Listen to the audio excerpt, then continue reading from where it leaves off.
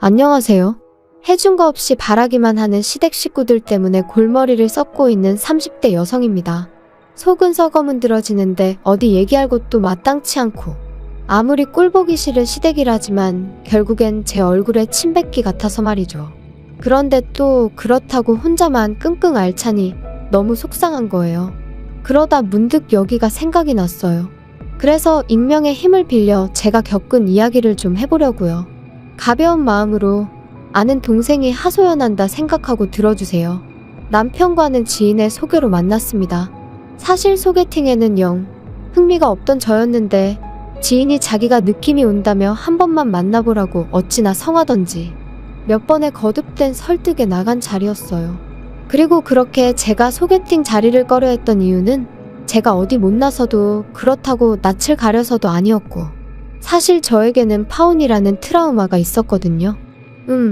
솔직히 자랑거리는 아니지만 그렇다고 제가 잘못한 것도 아니니까 간단하게 얘기를 해보자면 20대의 끝자락에 한 남자랑 연애를 했어요. 소위 강남에 건물 몇 개를 가진 대단한 부잣집 도련님이었죠.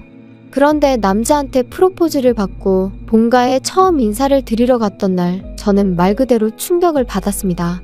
남자 쪽 부모님께서 말끝마다 그래서 돈 없는 것들은 거지들은 그까짓 거 몇 푼이나 한다고와 같은 표현을 덧붙이셨거든요. 그리고 비록 저한테 직접 하신 말씀은 아니었지만 세상을 그런 눈으로 보는 분들을 제가 진심으로 존경하고 어른으로 대우해드릴 자신이 없더라고요. 그래서 이튿날 남자한테 헤어지자고 했어요. 가치관도 가정환경도 너무 달라서 우린 안 될 것 같다면서 말이죠. 남자는 제 말뜻을 끝까지 이해를 못한 눈치였지만 아무튼 그때 배웠어요. 결혼이 아무리 현실이라지만 그래도 돈이 전부는 아니라는 걸. 비록 누구 한 사람의 잘못으로 헤어진 건 아니었지만 어쨌든 그렇게 오가던 결혼 이야기가 엎어지고 나니 결혼할 팔자가 아닌가 하는 생각이 들대요. 만약 또 누군가랑 어찌저찌 시작했는데 끝이 안 좋게 끝나면 어쩌나 그런 시간 낭비는 또 하고 싶지 않다 하는 생각도 들었고요. 그래서 굳이 소개팅을 해가면서까지 누구를 만나야겠단 마음이 없었던 거예요. 그런데 지인의 설득으로 반쯤 어거지로 나간 자리에서 만난 남편에게는 뭐랄까 첫눈에 반했다고 말하기는 어려운데 왠지 이 사람이랑 결혼하게 될지도 모르겠다는 예감이 딱 오더라고요. 지금도 그 이유가 뭐였을까 생각하면 한마디로 정의하긴 어려운데 서글서글한 인상과 믿음직스러운 말투 때문이었나 싶기도 하고 그리고 역시나 제 예감대로 저희는 연애를 시작한 지 1년 만에 부부의 연을 맺게 되었죠. 친정과 비교하면 시댁의 형편은 한마디로 어려웠어요. 시부모님은 고정 수입이 없으셔서 자식들이 주는 용돈과 연금에 의지해 생활을 이어가고 계셨고 사시는 집이 두 분의 소유라곤 했지만 재산적 가치는 거의 없다고 봐야 할 수준이었으니까요. 하지만 당시에 저에겐 그게 그렇게 문제되는 일은 아니었습니다. 저는 이미 결혼에 있어서 돈이 다가 아니다라는 나름의 신념이 있었으니 남편이 저를 얼마나 위해주는지 그리고 시부모님의 인격이 어떠한지가 유일한 관심사였거든요. 그리고 다행이랄지 남편은 그런 면에 있어서는 정말 제 기준에 딱 들어맞는 사람이었어요. 매사 제 의견을 존중해 주었고 제 일이라면 두 팔 걷고 나서주는 사람이었으니까요. 그런데 문제는 시부모님이셨습니다. 아니 정확히 말하자면 당시에 시부모님과 마주할 기회가 별로 없던 게 문제였지요. 처음 시댁에 인사를 드리러 갔던 날 그리고 상견례 날 정확히 2번이었어요. 그리고 그 2번 다 제 나름대로 두 분을 파악해보려고 했지만 동시에 어쨌든 제 자신도 괜찮은 며느리감인 걸 어필하려고 노력하다 보니 제대로 판단 미스를 해버렸거든요. 친정부모님은 한 번에 파혼을 겪은 딸이 다시 결혼을 하겠다고 나선 것만으로도 무척이나 감격스러워 하셨습니다. 그래서 친정부모님도 저와 마찬가지로 남편 쪽 사정을 크게 문제 삼지 않으셨지요. 물론 저희 쪽에서 3억을 지원하겠다 했을 때 시부모님께서 우리는 2천만 원밖에 못 해준다 하시니 좀 당황해 하셨지만 그래도 뭐 결혼 이야기는 그대로 진행이 되었습니다. 친정에서 해주신 돈에 제가 모아두었던 돈을 더해 집을 구했고 남편이 따로 모아둔 돈 5천으로 결혼 비용과 혼수 등을 부담했지요. 그런데 결혼한 지 1년 만에 알게 된 사실은 황당하기 짝이 없었습니다. 시부모님께서 해주셨다는 2천만 원을 알고 보니 남편이 제 뒤에서 몰래 갚아드리고 있었으니까요. 게다가 설상가상으로 남편이 기껏 한다는 소리가 사실 자기는 결혼할 때 비록 반지하에서 시작하더라도 양쪽 부모님들께 손을 벌리고 싶지는 않았답니다. 그런데 저희 친정부모님이 워낙 완강히 도움을 주시겠다 하시니 자기가 시부모님한테 부탁을 드렸었대요. 아들 체면을 생각해서라도 얼마라도 좀 보태달라면서 말이죠. 그리고 며칠 뒤 시부모님이 2천을 만들어주셔서 정말 감사한 마음이었는데 결혼하고 얼마 지나지 않아 시부모님이 남편을 따로 불러 그 2천만 원을 갚으라고 하시더랍니다. 참고로 남편은 대학교 1학년 때부터 시부모님께 매달 30이고 50이고 보내드렸대요. 군대 갔을 때를 제외하곤 한 번도 빼먹지 않고 말이죠. 그런데 그런 아들이 장가를 가는데 2천이 적다는 건 아닙니다만 그래도 굳이 그 2천까지 갚으라고 하셨다니 정말 듣는 내내 속상했어요. 아무튼 남편 말이 그래도 어쨌든 자기 부모님이니 그런 이야기를 저에게 하기가 참으로 쪽팔리더랍니다. 그래서 어떻게든 자기 선에서 해결을 해보려고 했다는데 그런 남편에게 제가 무슨 말을 해줄 수가 있었겠어요? 그저 안타까운 마음뿐이었지요. 게다가 남편이 그렇게 소가리를 하는 동안 시부모님께선 걸핏하면 없는 형편에도 있는 힘껏 도와주신 거라며 생색을 참으로 많이 내셨거든요.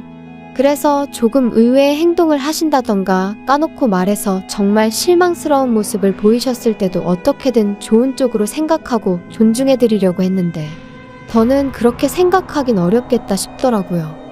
그런데 문제는 그게 다가 아니었어요. 그러한 속사정을 알게 된 이후로도 남편이 하도 간곡히 부탁하여 시부모님께는 차마 티도 내지 못하는 상황이었는데 그런 와중에 아버님이 연락을 해오셨습니다.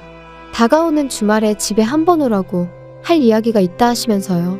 그래서 며칠 뒤 약속한 시간에 맞춰 시댁에 도착하니 집으로 오라 하셨을 땐 언제고 어느새 외출 준비를 끝내신 채로 저희를 기다리고 계시대요. 그리고는 한우가 드시고 싶다며 집 근처에 생긴 고깃집으로 가자고 하셨지요. 솔직히 그런 식으로 처음 당하는 것도 아니라 놀랄 것도 없었지만 그날은 너무 짜증이 나는 거예요. 그리고 말이 나왔으니 말인데 사실 사람들이 다 성격도 다르고 스타일도 다르고 해놓고 사는 것도 다르고 그러니까 비교하면 안 되는 거 저도 정말 잘 알아요. 하지만 친정부모님은 저희 부부를 만나면 뭐라도 하나 더 해주고 싶어 하시고 도와주고 싶어 하셨던 반면 시부모님은 어째서인지 하나라도 더 받아내려 하시고 가져가려 하시는 게 막말로 제가 무슨 성인군자도 아니고 그날만큼은 정말이지 적당히 하시라고 소리라도 지르고 싶더라니까요. 넷이서 식사하고 47만 원이란 금액을 결제했습니다. 남편이 제 눈치를 살살 보면서 카드를 내미는데 속에서 부글부글 막말로 그 47만 원 없다고 저희 부부가 어떻게 되는 거 아니고 시부모님 말씀대로 저희가 어디 가서 벽돌 나르며 생고생해서 버는 돈은 아니지만 그래도 그렇지 정말 너무하단 생각밖에 안 들었어요. 그런데 그런 와중에 저희 어머님이 요 근처에 새로 생긴 라이브 카페가 있다며 거길 가자 하시더라고요. 그리고 도착한 카페에서 아버님이 말문을 여셨습니다. 너는 언제까지 그 똥차를 끌고 다니려고 그러냐? 니네 부모는 뭐라 안 하든 그 웬만하면 한 대 새로 뽑아달라고 해라. 포만나게 그게 뭐야? 폼내고 다닐 일이 없어서 괜찮아요. 행색이 초라하면 사람들이 깔봐. 그래서 나도 차 샀다. 네? 아버님이 차를 사셨다고요? 갑자기 무슨 차를 사셨다는 거예요? 나도 죽기 전에 좋은 차 한번 타보고 싶어서 샀다. 그래서 요새 쟤 어쩌고 하는 차 계약했지. 너네 결혼할 때 보니까 네 애비도 그 차더만. 네? 그 차를 사셨다고요? 그 차 비싼데. 비싸긴 얼마나 비싸다고. 아무튼 내가 그래서 너네 오라고 한 거다. 그거 차 사는데 너들이 좀 보태줘야겠어. 한 방에 달라는 거 아니고 다달이 100만 원씩만 보내면 되니까.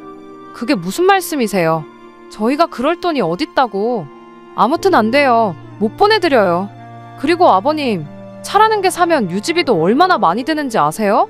두 분 연세랑 차를 생각하면 보험료도 비쌀 게 분명하고요. 아버님 그거 다 부담하실 수 있으세요? 너 지금 나 능력 없다고 나는 그런 차를 탈 주제가 안 된다 그 소리가 하고 싶은 거냐? 갑작스러운 아버님의 요구에 정말 망치로 한 대 맞은 듯 했어요.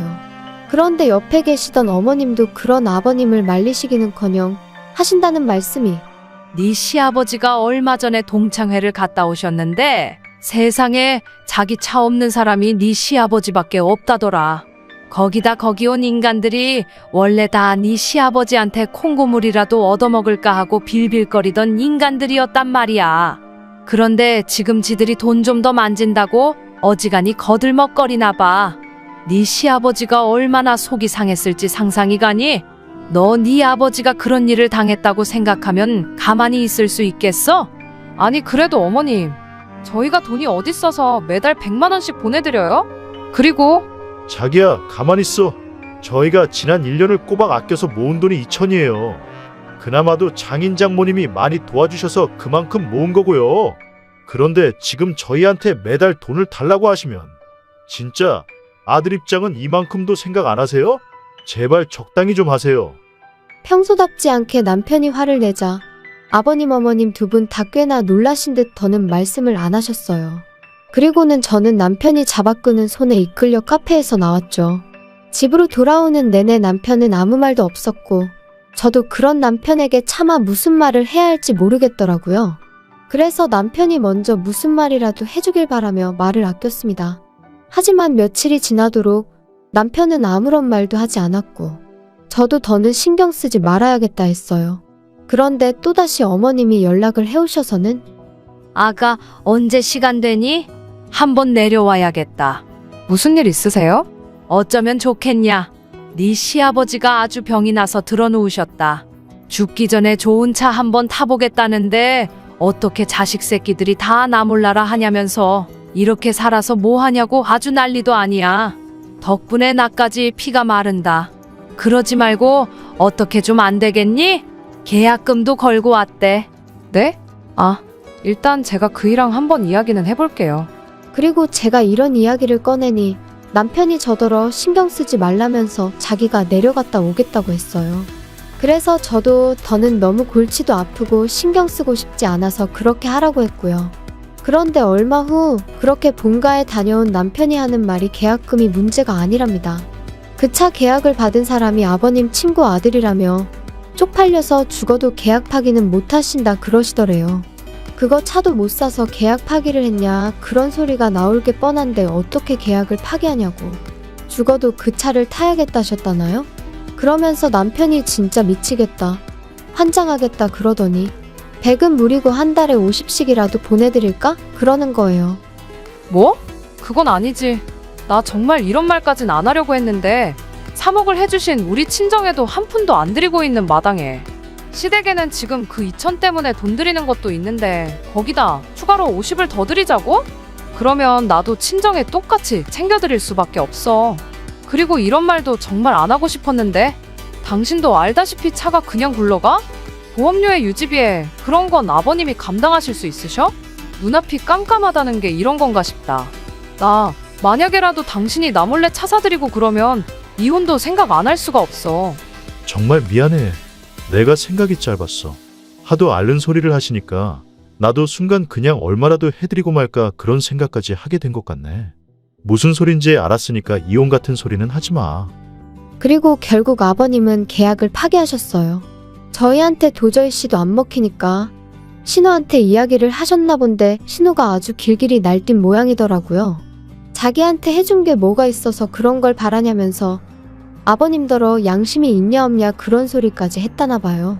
그리고 아버님은 아버님대로 그런 신우한테 EX 저X 해가며 쌍욕을 하셨고, 하지만 어쨌든 뭐 결국 차를 사준다는 자식이 없으니 별 수 있으셨겠어요? 계약 해지했다. 속이 시원하냐고 전화로 어찌나 고함을 치시던지. 그런데 끝난 줄 알았던 아버님의 억지는 거기서 끝이 아니었습니다. 그 일이 있고 반년이 흘러 지난 가을이었어요.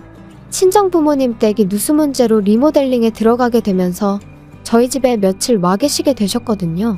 그런데 그렇게 와 계신 지 3일째 되던 날 아버님이 연락도 없이 저희 집에 오셨습니다. 다들 놀랐죠. 제가 무슨 일로 오셨냐니까 아버님 말씀이 뭐 그냥 오다 가다 들리셨다는데 오다 가다 들릴 거리도 아니고 아무튼 말이 안 되는 상황이었어요. 하지만 일단 오셨으니 들어오시라 했습니다. 그리고 그렇게 같이 점심을 먹게 되었는데 솔직히 얼마나 편한 사이라고 화기애애한 이야기가 오갔겠어요. 그냥 간단히 서로 안부 묻고 하시는 일은 잘 되시냐 그런 이야기 좀 오가고 식사를 마치고 차랑 과일을 내가려는데 아버님께서 갑자기 볼 일이 생각나셨다며 자리에서 일어나셨습니다. 그래서 배웅을 해드리려니 한사코 나오지 말라며 극구 저를 말리시더라고요. 그래서 그냥 집안에서 배웅했어요. 그리고 아버님이 떠나시고 얼마 지나지 않아 친정아버지께서도 근처에서 지인분과 약속이 있으시다며 자리에서 일어나시더라고요. 그런데 아니, 앞만 찾아도 차키가 없어졌다고 그러시는 거예요. 어머니랑 저는 잘 좀 찾아보시라고 집안에 있던 차키가 어디 갔겠냐고. 그리고 그때부터 온 집안을 샅샅이 뒤졌는데 정말 차키의 발이라도 달렸는지 도무지 못 찾겠더군요.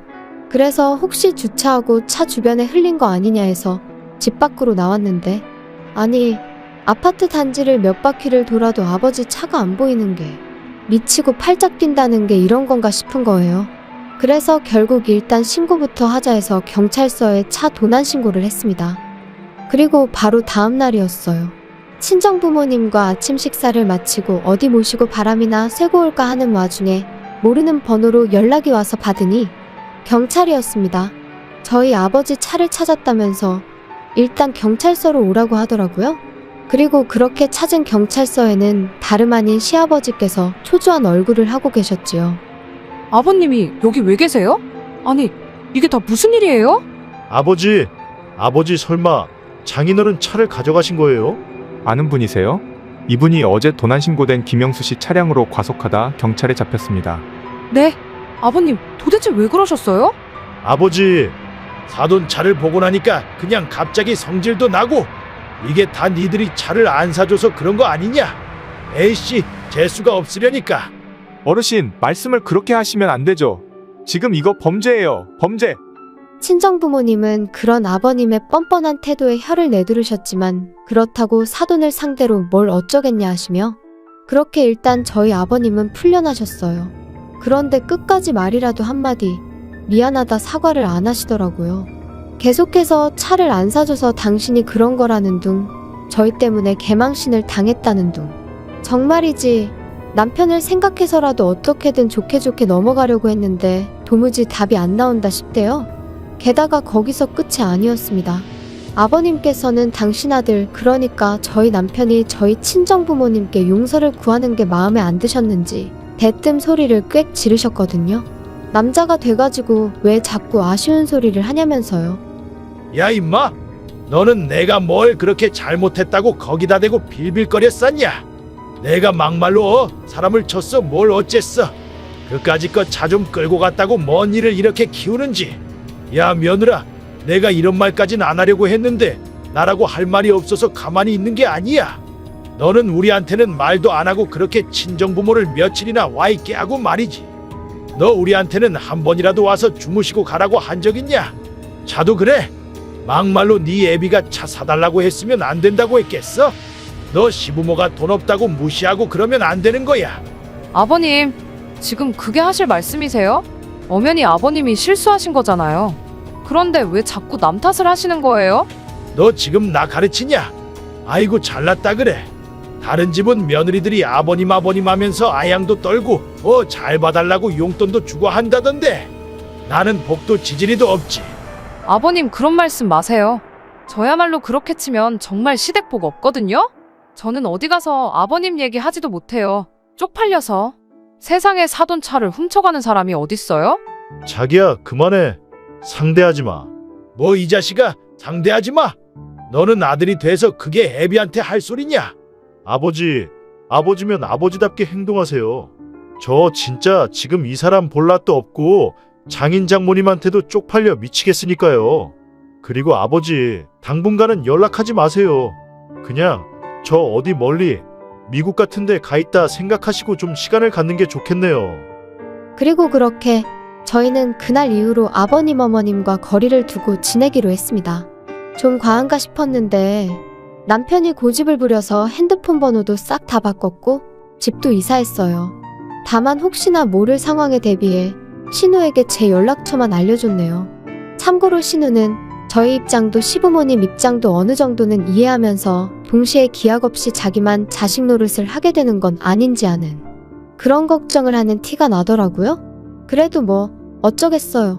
그간 저희는 나름대로 할 만큼 했다고 생각했고 신우도 그건 부정하지 못할 사실이었으니까요. 그러니 저희한테 대놓고 싫은 소리는 못하는 눈치더라고요. 솔직히 처음엔 그래도 시부모님인데 이렇게까지 하는 게 옳은 걸까 하는 생각도 아닌 게 아니라 몇 번이나 들긴 했어요. 하지만 4달째로 접어드는 지금은 그러길 잘했다 싶은 게 제 심정입니다. 시부모님과의 교류가 사라지니 남편과 불편할 일도 없고 돈도 잘 모이고 있거든요. 남편에겐 이 말까진 안 했지만 그간 시부모님이 어지간히 뜯어가셨구나 하는 게 새삼 실감날 정도로 말이죠.